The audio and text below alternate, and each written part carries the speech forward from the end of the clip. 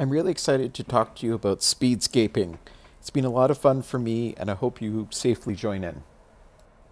There are 4 rules for speedscaping.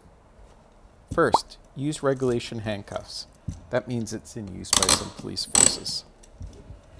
2, use an improvised pick. That means no keys or purchase picks.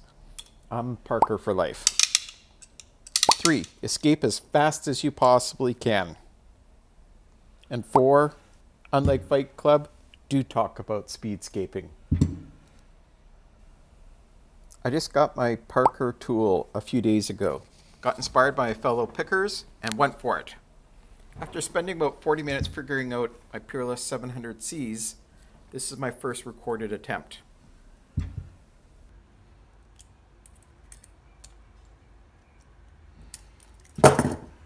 It's just under 10 seconds, which I'm really proud of. However, I expect people to be under 4 seconds any day now.